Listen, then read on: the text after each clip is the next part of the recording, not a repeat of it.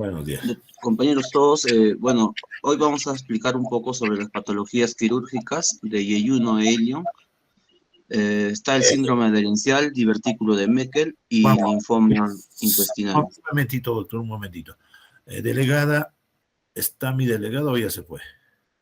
Sí, doctor, buenos días. Por favor, necesito la asistencia de los que están presentes. ¿Ya? Ya. Listo. Ya, ahora sí, continuemos, doctor. Bueno, como primer punto, como primer tema, vamos a hablar sobre el síndrome adherencial. Entiéndase por síndrome adherencial la presencia de adherencias asociado a dolor y otra serie de sintomatologías, ¿no? Hay que definir qué son las adherencias. En este caso, las adherencias van a ser bandas irregulares de tejido cicatrizal que se forman entre dos estructuras que normalmente no están unidas.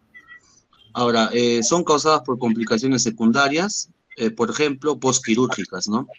Y están caracterizadas generalmente por la obstrucción o disminución de la funcionalidad del órgano afectado por la misma.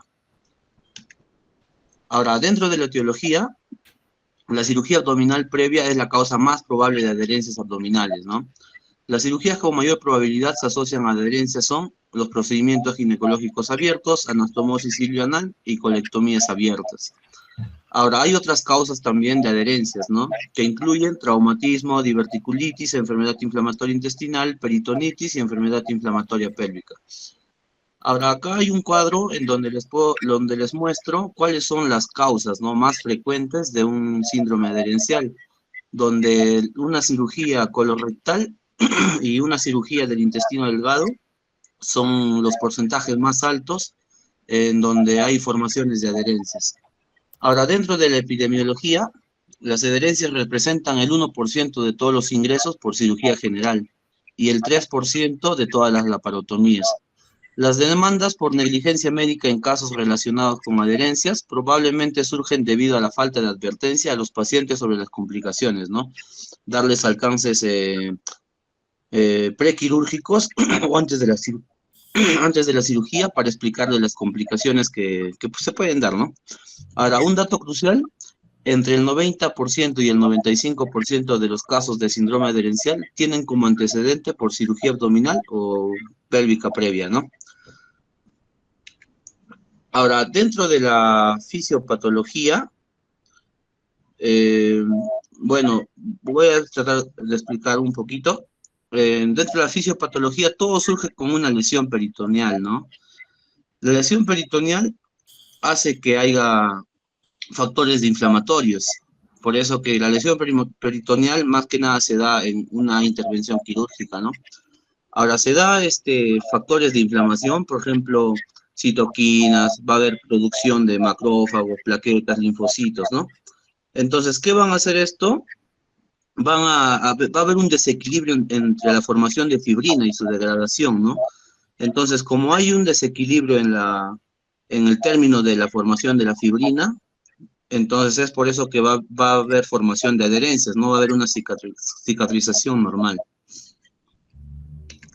Ahora, dentro de su clasificación, se pueden clasificar de acuerdo a las siguientes categorías, ¿no? Hay una clasificación de adherencias según su origen, según la localización anatómica y según su presentación. Ahora, dentro del origen, o sea, la clasificación de las adherencias según su origen, va a haber unas congénitas y adquiridas. Las congénitas se van a producir por anormalidades en el desarrollo de la cavidad peritoneal del embrión, ¿no? Por el mismo nombre de congénitas. A diferencia de las adquiridas, que va a haber unas postquirúrgicas y postinflamatorias. Las postquirúrgicas netamente van a ser después de una operación, ¿no? Y las postinflamatorias van a ser por enfermedades previas, por ejemplo, por una apendicitis, colecistitis, diverticulitis, enfermedad de Crohn, la sepsis, las endometriosis y dispositivos intrauterinos en caso de las mujeres, ¿no? Ahora, por localización anatómica, va a haber tres: vísceros parietales, vísceros viscerales, vísceroepiploicas y epiploicas parietales. En esta imagen de abajo podemos ver cómo podemos localizar anatómicamente, ¿no? Netamente, al hablar de víscero, va a ser el intestino mismo con la pared parietal, ¿no? Con el peritoneo parietal. a diferencia del víscero visceral que va a ser en confluencia con el peritoneo visceral. Ahora, según su presentación, vamos a tener del 0 al 4, ¿no? Siendo el 0 la ausencia de adherencia, el 1 cuando hay una sola banda de adherencia entre vísceras hacia la pared abdominal, el 2 va a ser cuando hay dos bandas entre vísceras o hacia la pared abdominal. El 3 va a ser cuando hay más de dos bandas entre vísceras o hacia la pared abdominal o formando una masa sin adhesión a la pared. Y el 4 van a ser vísceras adheridas directamente a la pared abdominal independientemente del número de bandas. Ahora podemos ver que en esto, según su presentación, la diferenciación va a ser por el número de bandas, ¿no? O de adherencias que se presentan entre vísceras y pared abdominal. Ahora, esta es la tabla, una clasificación macroscópica, ¿no? De las adherencias, según Sulke, y va a estar tipificado según el grado, ¿no? O el tipo de adherencia que tiene. Ahora, igualmente, ¿no? Siendo estas del 0 al 4. Ahora, en el 0, por ejemplo, va a ser la ausencia de adherencias. En el 1, la primera imagen de esta, que va a ser una adherencia transparente y bien disecable por disección Roma, ¿no? El 2, que va a ser esta, que va a ser disección Roma a veces posible, es necesario a veces cortar la adherencia, que empieza a mostrar una organización vascular. El 3 va a ser adhesiolisis, posible solo cortando las adherencias. Se evidencia una clara vascularización de esta, ¿no? Ya hay vascularización en las adherencias. Y el 4 se va a hacer una adhesiolisis posible solo cortando las adherencias. Ya va a estar formadas en vísceras abdominales firmemente pegadas a las adherencias, ¿no? Va a haber un daño visceral visiblemente prevenible. Ahora, dentro de las complicaciones, los síntomas no necesariamente guardan relación con el número de adherencias, ¿no? Sino con la disposición que tienen y trastornos mecánicos que desencadenan. Por ejemplo, la complicación más frecuente, como ya les iba mencionando anteriormente, va a ser la obstrucción intestinal, que va a ser la complicación más frecuente de esta patología, ¿no? La cual se genera por alteración en el tránsito intestinal.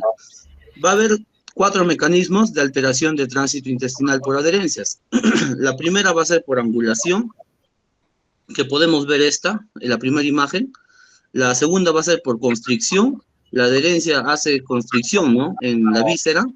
La tercera, no solamente va a haber constricción, sino ya va a haber torsión, ¿no? Y la cuarta va a ser encarcelación. Ahora, en el tratamiento del síndrome adherencial, netamente se habla mucho de la prevención, ¿no? Ahora, ¿cómo podemos prevenir nosotros que se forme estas adherencias? La primera va a ser por una manipulación correcta de los tejidos. Si hay una hemostasia correcta, entonces, como les explicaba en la fisiopatología, si hay un desequilibrio con la formación de fibrina, entonces va a haber más riesgo, ¿no? De hacer unas adherencias. Entonces, si hay una hemostasia correcta, vamos a prevenir esto. Ahora, vamos a mantener el peritoneo humedecido si ha estado expuesto por tiempo prolongado al exterior. Evitar dejar cuerpos extraños, tales como talco, gasas y otros, en el intraoperatorio, ¿no? Peritonizar las zonas que han sido desprovistas de la serosa y un lavado de cavidad peritoneal. Siempre se debe utilizar solución fisiológica al 0.9%, ¿no? A temperatura normal. Ahora, otra forma de prevención o de tratar o bajar el porcentaje de hacer un síndrome adherencial va a ser una operación, pero por la laparoscopía. Esta laparoscopía ha demostrado menor incidencia, ¿no? De síndrome adherencial, pero hay estudios que concluyen que es comparable a la cirugía abierta. Ahora, el tratamiento quirúrgico para el síndrome adherencial, lo que se usa ahora es la enterólisis, ¿no? Que va a ser liberación o sección de adherencias para recobrar el tránsito intestinal. Entonces, ¿en qué consiste la enterólisis? Vamos a liberar todas las adherencias que hay, ¿no? O sea, mientras hay adherencias, vamos liberando, hasta poder dejar, ¿no? La víscera con un tránsito intestinal normal. Ahora, otro tratamiento quirúrgico es la enteropexia, ¿ya? La enteropexia va a ser fijación del intestino para evitar que el intestino se vuelva a adherir en una forma desordenada. Ya, hay varios procedimientos y dentro de los procedimientos, lo único, o sea, no hay mucha diferenciación porque estos procedimientos van a consistir en plegar las asas de intestino delgado, ¿no? Por ejemplo, en esto, cada 15 a 20 centímetros, ¿no? Uniéndolas con un surge de cadmio. Pero no se usa mucho, ¿por qué? Porque a los pacientes les produce mucho dolor, o sea, posteriormente a ello, ¿no? Mucho dolor. Ahora, hay otro procedimiento que se llama el procedimiento de Baker, que lo ven acá. Ahora, este procedimiento de Baker consiste en una fijación, ¿no? De las asas sin suturas. Acá no hay suturas, ¿no? A diferencia de estos procedimientos. Ahora, qué va a pasar en esto? Va a haber se va a introducir un pequeño balón, ¿no? Para facilitar la progresión de todo el intestino, ¿ya? Entonces, y este procedimiento, más o menos, se deja entre 5 a 7 días, ¿no? Posoperado. ¿Para qué? Para que pueda haber un tránsito normal intestinal y ya posterior a los 7 días, cuando ya hay una revitalización del intestino, se extrae, ¿no? Se extrae este balón. Ahora, dentro del plan quirúrgico, o cuando encontramos un paciente con un síndrome adherencial o sospechamos de ello, lo que tenemos que hacer es una reanimación con líquidos intravenosos, ¿no? Se coloca al paciente sonda nasogástrica para que haya una descompresión gástrica, una sonda vesical, con diuresis, nada por vía oral. La analgesia tenemos que controlar porque es muy doloroso, ¿no? Le duele mucho al paciente. El paciente va a venir por mucho dolor. Antibioticoterapia también va a haber, empírica, ¿no? Como ayer estábamos mencionando, podemos darle un antibiótico que cubra gram negativos y anaerobios, ¿no? Ahora, la radiografía podemos pedirle, ¿no? Una radiografía simple de pie en pedestación y, si es posible, una tomografía. Ahora, el laboratorio también nos va a ayudar en este proceso de síndrome adherencial. Y si pasa mayor de 48 horas y no se resuelve esto, el paciente es candidato a cirugía. Ahora, en el plan, cuando hay obstrucción total, porque este síndrome adherencial puede producir una obstrucción total, entonces sí o sí es cirugía, ¿no? Cirugía urgente.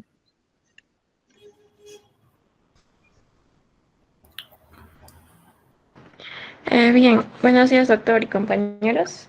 Ahora Ya. vamos a... Entonces, acuérdense, síndrome adherencial. ¿Qué se puede preguntar de esto?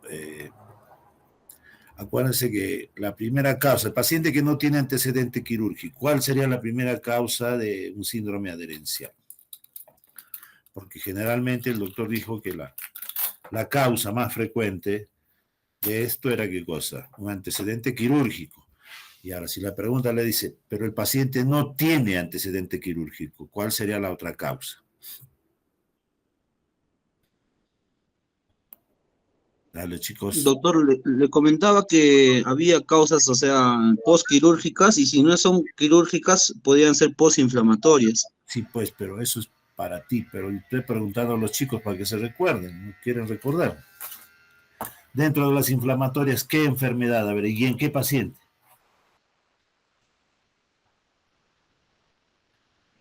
Generalmente en las mujeres, chicos, aquellos que tienen infecciones a repetición, infecciones tracto urinario, ginecológico, y dentro de ellas hay un bichito, la famosa clamidia, ¿no?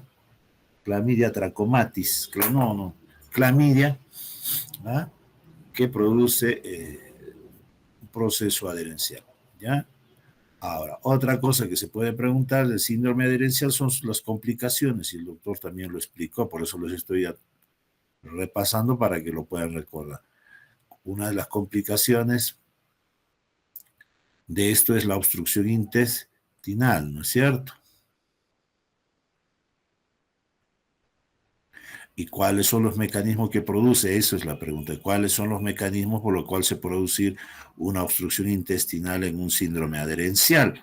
Entonces, estos son la angulación del asa intestinal, el atrapamiento, la constricción que pueda tener esa asa intestinal y la rotación, ¿no? el famoso torsión o vólvulo del asa comprometida. Chicos, eso recuérdense, pregunta de examen, ya les estoy dando 3 mecanismos por el cual puede obstruirse un asa intestinal. Nada más por el resto, chicos, como lo dijo el doctor, el tratamiento es primero médico, hidratación, corrección de líquidos y electrolitos. Si a eso no responde el paciente y de acuerdo al estudio por imágenes, ya corresponderá el tratamiento quirúrgico. ¿Cuál será el tratamiento quirúrgico? Como dijo el doctor, adherenciolisis, o sea, retirar las adherencias, ¿no? Bien. Respecto a los antibióticos que habló el doctor, siempre, chicos, siempre que haya obstrucción, va a haber una translocación bacteriana. Ya, entonces, mejor es cubrirlo con antibióticos de acuerdo al lugar. Si es una obstrucción intestinal alta a nivel duodeno-yeyunal o ileal, simplemente con antibióticos que cubran gran negativos y gran positivo suficiente, pero si ya estamos en colon o ya es una obstrucción de varios días o de mayor tiempo, puedes cubrirlo con metronidazol o fármacos que te van a cubrir anaerobios, ¿ya? Nada más, continuamos, chicos, continuemos. Doctor, disculpe, una pregunta. Dígame. En relación con las bridas, doctor, su manifestación, o bueno, su clínica podría ser similar. Claro, mira, las adherencias es lo mismo. Allá sí, doctor, porque justo eso tenía una duda y en algunos, por ejemplo, libros se podría decir que bridas con las adherencias, no, o sea, no son iguales porque Las una es bridas son vascularizada las, y una no. las bridas. A ver, ¿qué entiendes tú por bridas? ¿Qué puede ser? No es como el pegamento, es como una cinta que va a sujetar qué cosa. Al intestino, así. Al intestino, claro. ¿Ya? Y esas bridas van a producir adherencias.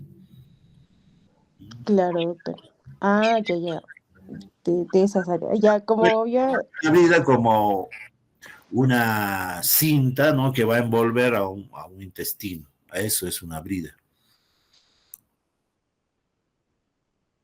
Ya, Ya, doctor, gracias. ya. Vamos, chicos, sigan. Ya, doctor. Vamos a continuar con el divertículo de Meckel. Aquí 3 puntos importantes, ¿no? Más que nada del anatomista alemán, Johann Friedrich Meckel, ¿no? A él se le debe el nombre a Meckel.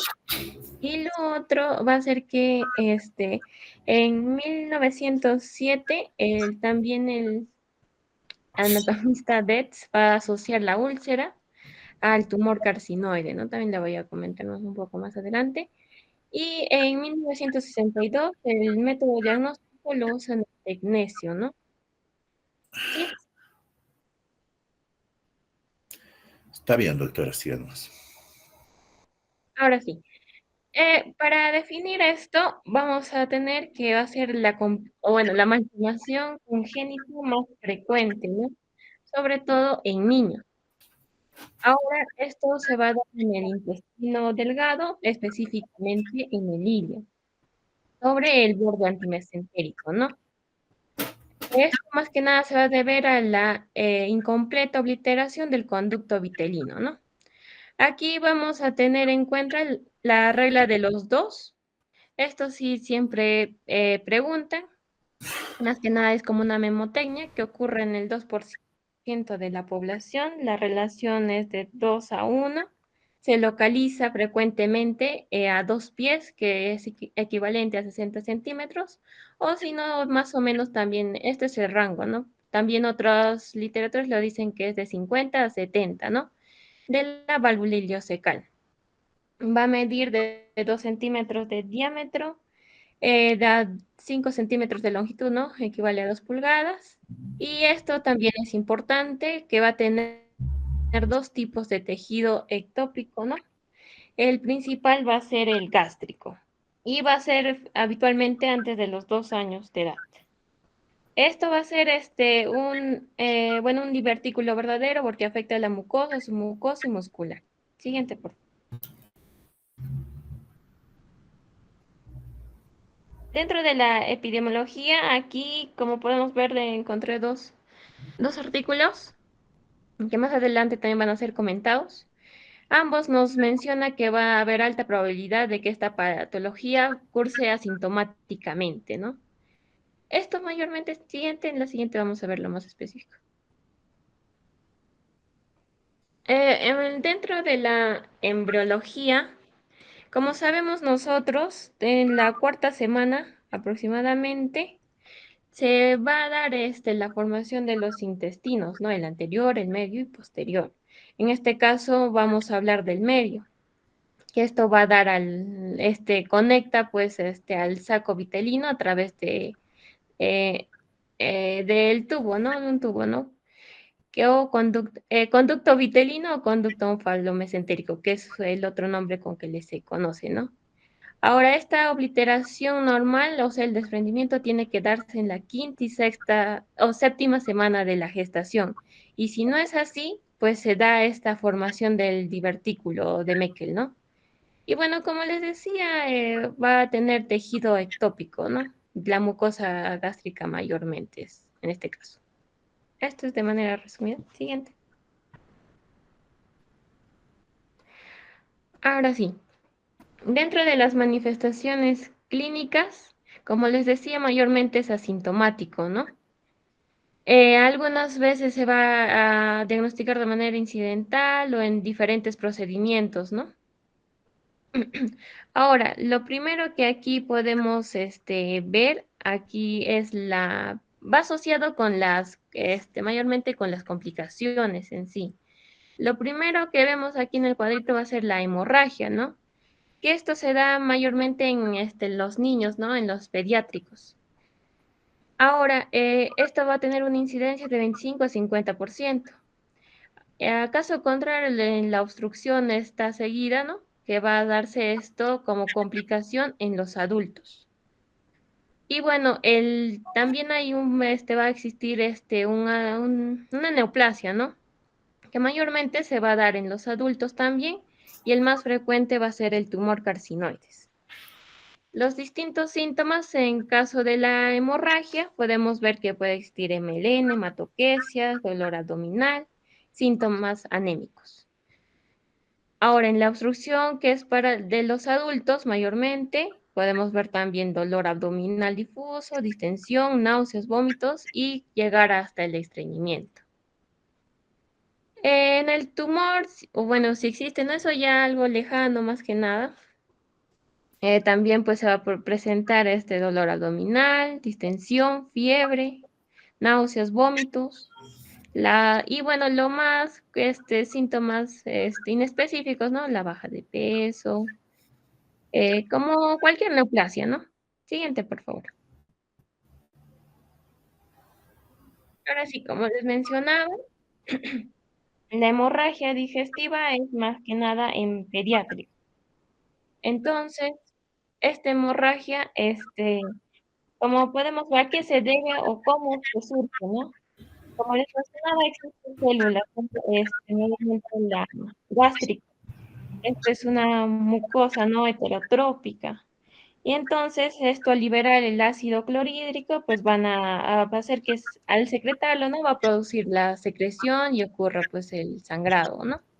Ya les dije la clínica, el manejo, pues obviamente estabilizar al paciente si necesita transfusión de sangre y pues ayuda de imágenes, ¿no? La segunda, que es la de los adultos, la obstrucción. Aquí más que nada puede darse por algún vólvulo, también por las litiasis, las invaginaciones. Aquí dos puntos, claro, dos conceptos. La intususcepción y la intususcipiens. ¿Qué es la intususcepción? Como se puede ver en la imagen, va a ser la introducción de segmento del intestino, ¿no? Y la intususcipiens va a ser que dentro del segmento se va a introducir, ¿no? Inmediatamente, ¿no? Distal. Y bueno, la obstrucción aquí también se puede ver. Siguiente. De igual manera, aquí su clínica puede ser la distensión, dolor, vómito, constipación, ¿no? Y nos menciona aquí el sangrado a groseas, es un tipo gelatinoso, ¿no? Un rojo oscuro, brillante, como moco, ¿no? Ese es como moco. Y bueno, también se necesita estabilizar al paciente, sonda nasogástrica para evitar la aspiración, los vómitos, líquidos, imágenes de ayuda.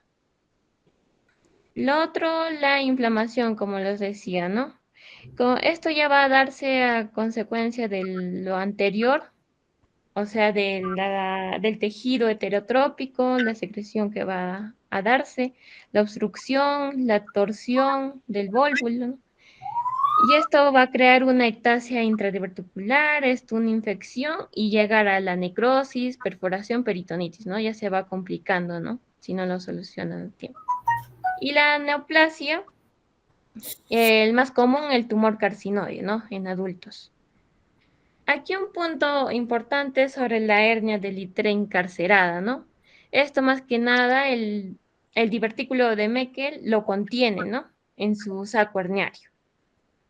Aquí podemos ver también en la imagen, en este caso es una umbilical, ¿no? Que desde el primer inicio, ¿no? Hasta la última que fue su diverticulectomía. Siguiente, por favor.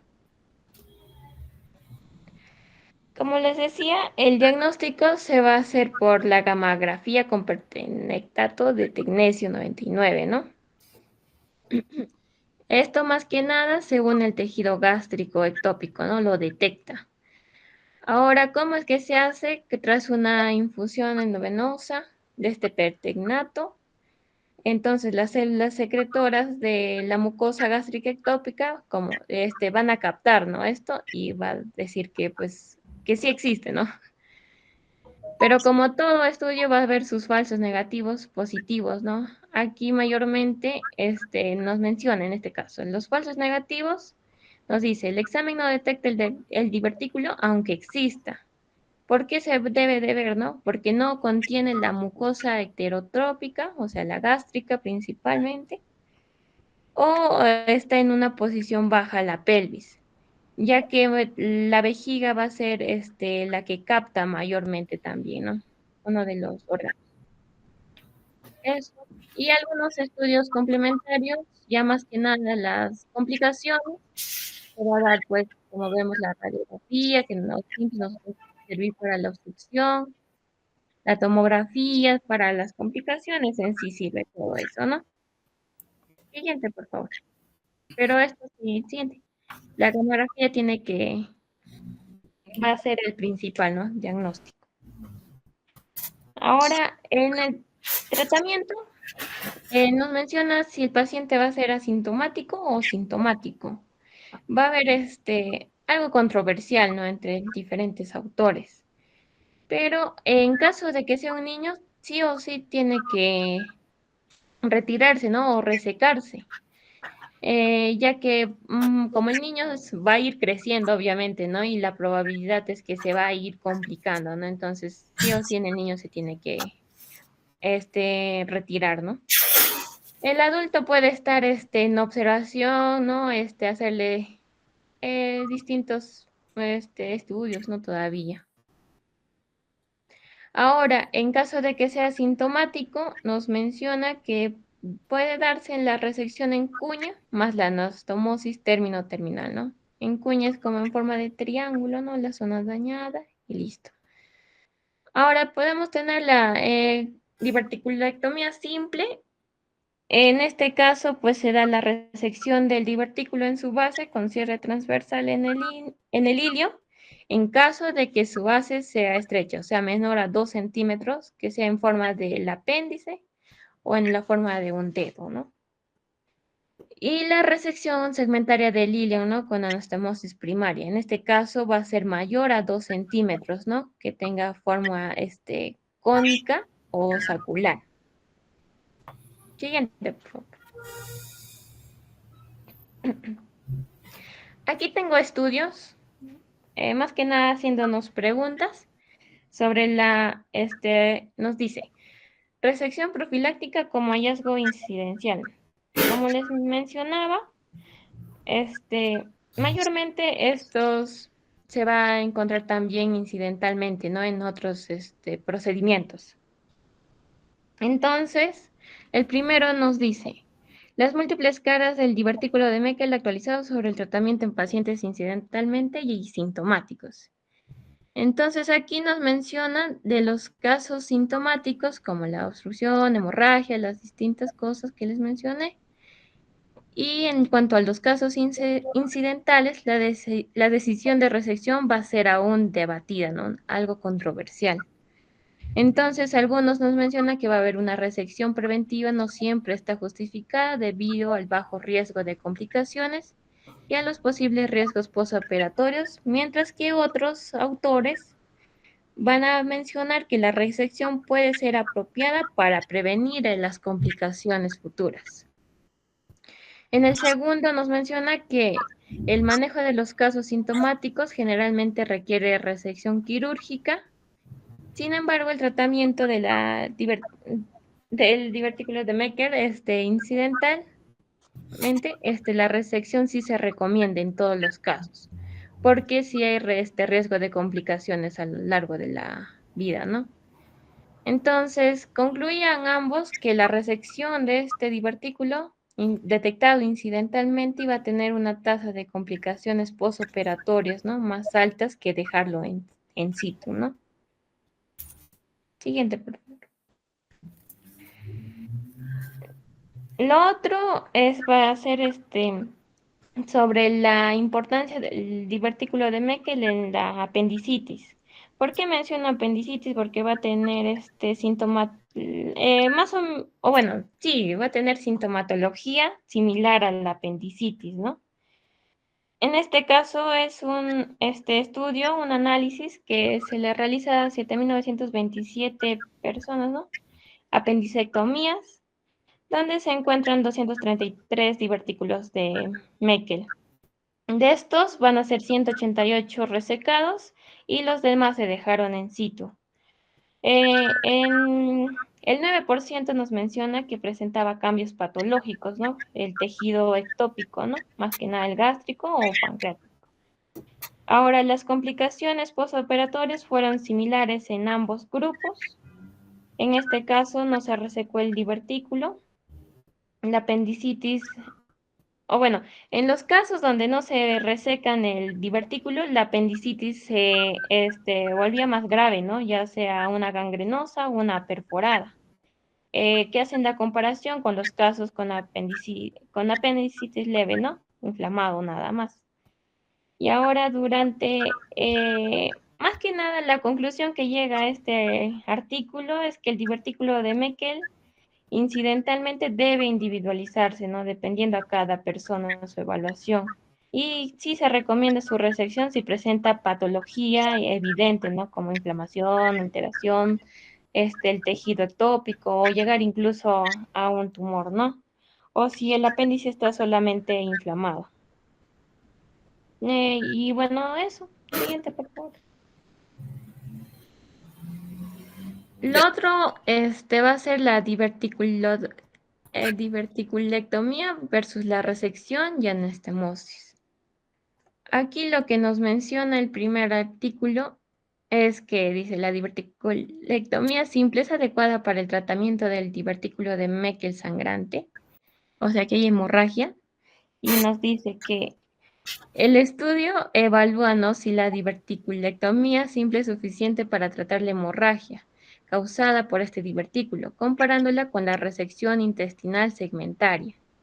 Aquí, más que nada, de 59 pacientes, 42 van a recibir la diverticulectomía y 17, pues, la resección intestinal, ¿no? Mayormente el grupo de el último grupo de la resección presentó sangrado postoperatorio. Además, tuvo reingresos y complicaciones. En cambio, en la diverticulectomía no se observaron estos casos ni complicaciones. Y en el segundo, pues, sobre la resección quirúrgica, nos menciona que se comparan métodos quirúrgicos para eliminar las células productoras del ácido, ¿no? Las heterotrópicas. La resección ileal segmentaria, que va a incluir al divertículo, y la diverticulectomía simple. Ahora, en 102 niños que fueron operados, 16 fueron tratados con la diverticulectomía y 11 con la resección, ¿no? La estancia hospitalaria fue menor para los pacientes con diverticulectomía, o sea, esto para ambos casos fue de beneficio. Siguiente, por favor, la diverticulectomía. Y bueno, lo último es la laparoscopía versus la laparotomía, ¿no?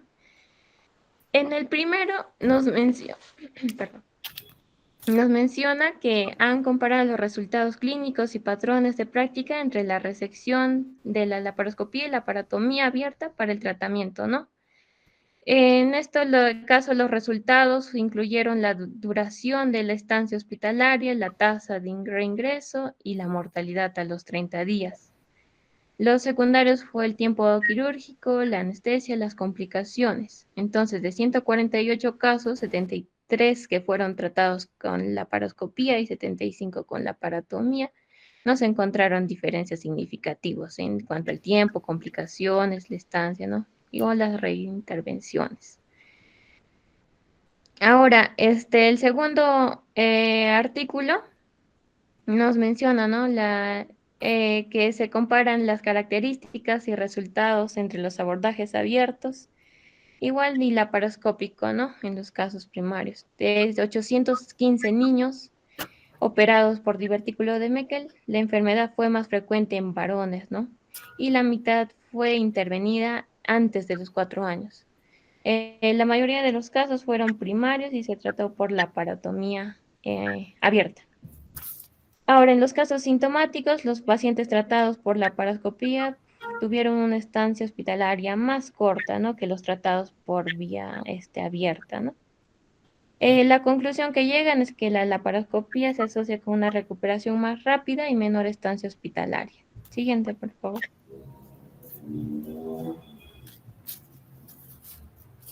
Siguiente.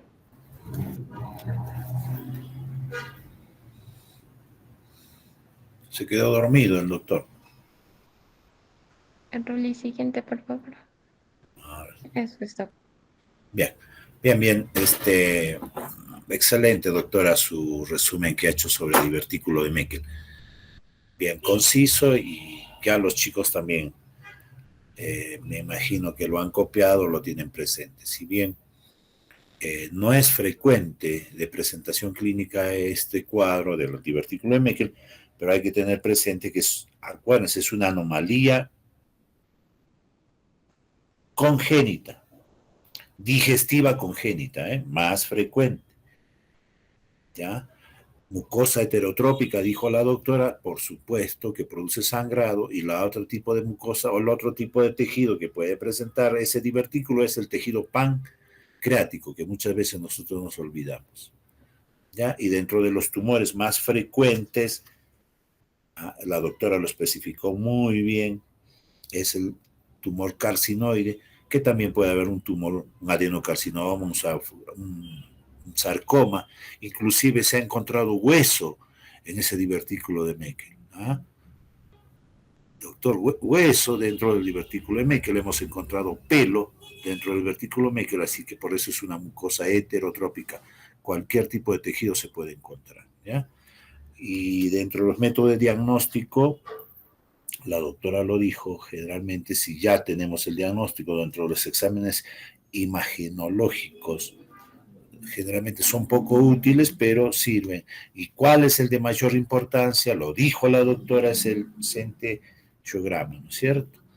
Los dos tipos de tratamiento puede ser por laparoscopía, cirugía abierta, lo importante es solucionar su problema. Muy bien, doctora, y muy bien lo que ha hecho respecto a la comparación, ¿no?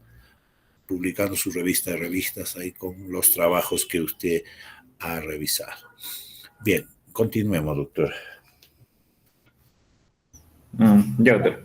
Muy buenos días, compañeros. Este tema es poco frecuente, pero igual hay puntos resaltantes los cuales tenemos que tomar en cuenta, ¿no? El linfoma intestinal. Aquí hay que resaltar que un 5 a 15% se va a desarrollar de esta neoplasia, ya que la más prevalente, en un 90 hasta 85%, es el adenocarcinoma gástrico. Ahora, en lo que va a ir en la afectación es principalmente, por ejemplo, el linfoma va a estar ubicado casi el 50% en el estómago. De ahí recién va a bajar al intestino. En el intestino delgado vamos a encontrar un 33%. Y en menor prevalencia, que es en el colon, de un 10 a un 17%, ¿no? Este es un tumor maligno, el cual va a afectar el tubo digestivo y va a estar ubicado mayormente en el ilio, ¿no? Y es un linfoma tipo no Hodgkin, ¿no? Extranodal. ¿Por qué decimos que es extranodal? Ya que no se va a formar específicamente en el ganglio, sino va a salir de este. Siguiente, por favor.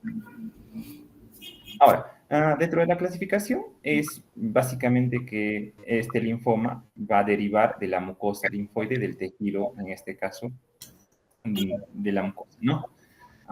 Su afectación es ganglionar. Su diagnóstico de igual manera puede ser incidental o de control de otra enfermedad. Y aquí, por ejemplo, vamos a clasificar entre lo primario y lo secundario. Lo primario es cuando tiene origen específicamente en la mucosa. Y lo secundario es una migración, ¿no? Ya sea una extensión de un nódulo linfático hacia el intestino. Y aquí también vamos a resaltar la sobrevida, ya que en el primario la sobrevida es mucho mayor a 5 años, a diferencia del secundario, que podemos decir que ya ha migrado, ha hecho una metástasis, es mucho menor a 5 años, ¿no? Y aquí vamos a encontrar tipos. Dentro de ellos, el más frecuente es la de linfoma de células B. Dentro de acá hay unos subtipos.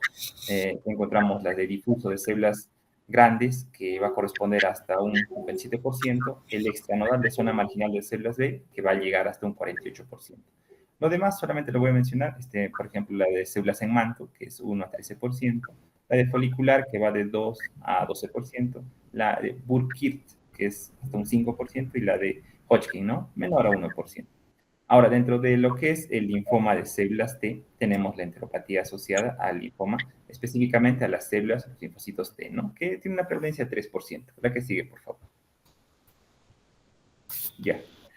Aquí nosotros tenemos que tomar en cuenta que el principal factor de riesgo es la enfermedad por Helicobacter pylori, ¿no? Así que dentro de su fisiopatología, esta va a generar una inflamación persistente y a la vez que va a inducir a una inflamación crónica de la mucosa, tanto del intestino delgado como también del estómago, ¿no? Y esto va a estimular la formación de linfocitos B y a la vez va a producir una expansión policlonal, lo cual se va a transformar en una proliferación monoclonal neoplásica. Esa va a ser. También está relacionado con alteraciones genéticas, como también es inmunodeficiencia, en la cual acabamos de hablar del VIH-Sida. Tenemos también enfermedades como Epstein-Barr y el virus linfotrópico de las células T, ¿no? La que se va a relacionar con el linfoma de células T. La inmunoproliferación también del intestino, que es acá, por ejemplo, por el Campylobacter jejuni. Dentro de otros factores que podemos resaltar son, por ejemplo, la enfermedad intestinal inflamatoria, la enfermedad celíaca, ¿no? Esto tiene una mayor prevalencia, pero en personas que son mayores de 50 años. Y en los hombres son 2 a 3 veces mayor, presentan un mayor riesgo. La que sigue, por favor. Ahora, su presentación clínica, como en la parte introductoria mencioné, normalmente esto es incidental, ¿no? En un examen físico normal, casi el paciente no va a presentar ningún síntoma, pero sí, ya en etapas avanzadas o cuando ha crecido bastante el linfoma, lo primero que se va a presentar es el dolor, ¿no? Vamos a encontrar dolor, la baja de peso, también tenemos la llenura precoz, la dispepsia, tenemos también un sangrado gastrointestinal, ¿no? Que está característico por hematemesis en los vómitos y también en melena, ¿no? La pérdida de peso, como todos los cánceres, vómitos y náuseas, y los síntomas B, ¿no? Que acá van a ser principalmente fiebre y diaforesis nocturna. Aquí también encontramos algunos síntomas poco comunes, los cuales son la ictericia, la debilidad, fiebre, escalofríos, ¿no? Y en etapas un poco más avanzadas vamos a ver que hay un compromiso ya de otros órganos, como son el hígado y el vaso. Estaríamos hablando de una hepatomegalia y una esplenomegalia. También tenemos una obstrucción ya intestinal por el crecimiento excesivo y linfadenopatías. En casos ya más severos tenemos un estado de choque, ¿no? Esto principalmente por el sangrado, ya que estos tienden a obstruir o tienden a sangrar. La que sigue, por favor. Ya. El diagnóstico acá principalmente es la endoscopía. Este es el gol estándar para nosotros poder diagnosticar. Ahora, pero lo podemos realizar, como dije, de manera incidental al nosotros tratar de buscar otra enfermedad que podría ser el adenocarcinoma. Y también a simple vista en la endoscopía no se puede diferenciar. No se puede diferenciar, decir, sabes que este es un adenocarcinoma o este es un linfoma. Entonces, ¿qué es lo que se sugiere? Es una endoscopía más una biopsia. Y la biopsia, ¿qué es lo que se va a buscar? No tanto superficial, ya que se recomienda que tiene que ser muy profunda, ya que esta puede haberse infiltrado y atravesado la mucosa y la submucosa, ¿no? Así como podemos ver en la imagen, estos son, no se diferencia de un adenocarcinoma, pero tiene algunos una presentación, así que para hacer el diagnóstico diferencial sí o sí tiene que realizar la biopsia. Para ver, en este caso, metástasis o migración, tenemos tomografía, resonancia magnética, y la diferenciación del adenocarcinoma gástrico sin biopsia te lo podemos hacer por el PET, ¿no? Y el ultrasonido endoscópico. Siguiente, por favor. Ya. Acá vamos a resaltar ciertos puntos sobre el linfoma extranodal de zona marginal de células beta, la cual está asociada directamente al tejido linfoide de la mucosa, ¿no? Ahora, el predominio en personas mayores y su principal, en este caso, factor etiológico es la causa, que es el Helicobacter pylori. Así que si nosotros tratamos el Helicobacter pylori, esto es lo que sí o sí nos va a ayudar para que el paciente se resuelva la enfermedad en un 50 a 60% de casos, ¿no? Y aquí, por ejemplo, vamos a utilizar ya la triple o la cuádruple terapia, ¿no? Así que eso es. Y si no funciona esto, nosotros podemos ir a lo que es a una radioterapia. Siguiente diapositiva, por favor. Ya. En el linfoma extranodal también, para ver si nuestro tratamiento es efectivo y por los controles, podemos optar por una tomografía, ¿no? O también incidentalmente lo podemos diagnosticar en una tomografía, ¿no? Donde hay que tener un poco más de enfoque en el intestino delgado y grueso, ¿no? Que es la mayor frecuencia donde se va a presentar esta patología. La siguiente, por favor. Ahora, digamos, es el más complicado y el que tiene un avance un poco más rápido, que es el linfoma difuso de células grandes D.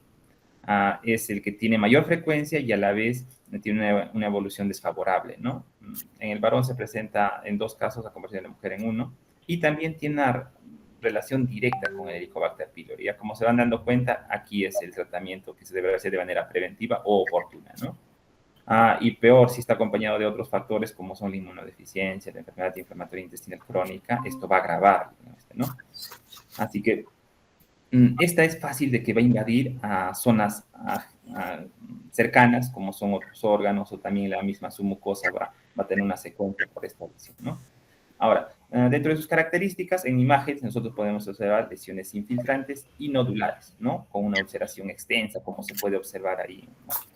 Aquí, si fracasa lo que es en este caso, la erradicación del Helicobacter pylori y la enfermedad no se revierte, entonces estaríamos optando por quimioterapia, ¿no? Aquí el resaltante es el rituximab, el cual va a identificar los antígenos CD20 y CD45 y nos va a ayudar a revertir mucho más rápido la enfermedad.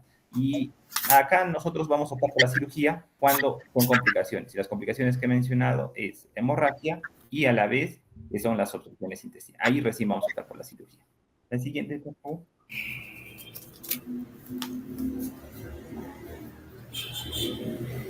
Siguiente, ya. Por ejemplo, acá se realizan ciertos controles que no específicamente se ha buscado la enfermedad, pero se ha logrado, en este caso, identificar por imágenes, ¿no? ¿A qué sigue, por favor?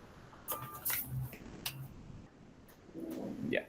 Para terminar, el linfoma de células T es raro, es poco frecuente, pero es uno de los linfomas gastrointestinales. Para culminar aquí, justo estábamos hablando, la siguiente diapositiva, por favor. Ya.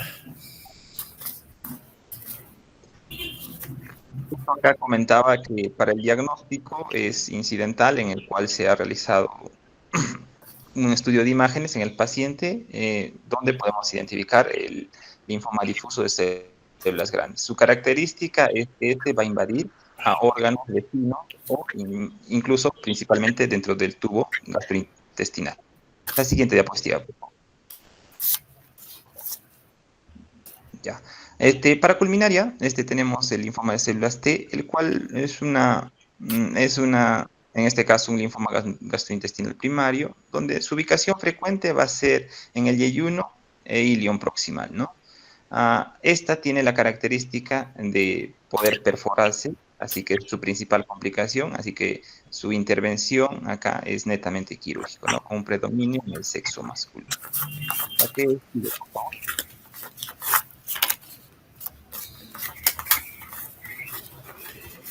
Siguiente diapositiva. Ya. Eso correspondería a todos los linfomas intestinales. Muchas gracias. Bien, chicos, bastante resumido y concreto lo que han hecho hoy, me parece bastante loable. Chicos, nada más para que ustedes entiendan respecto al linfoma de tejido intestinal, acuérdense, el linfoma digestivo, acuérdense que es un cáncer, es una neoplasia, se origina en el tejido linfático del tubo digestivo, como lo dijo el doctor, puede venir desde estómago hasta intestino, ¿no? Inclusive recto, ¿ya? Uno de los factores que predomina en la presentación de esta patología es el famoso Helicobacter pylori. ¿Ya? Nada más, chicos, los dejo y nos vemos el día martes en nuestras actividades habituales. Con los chicos del día jueves, por favor, a las 7:45, los que toca práctica en el Hospital Cardio, 7:45, chicos, porque yo a las 8 tengo actividades académicas. ¿Listo? Está bien, doctor. Muchas gracias.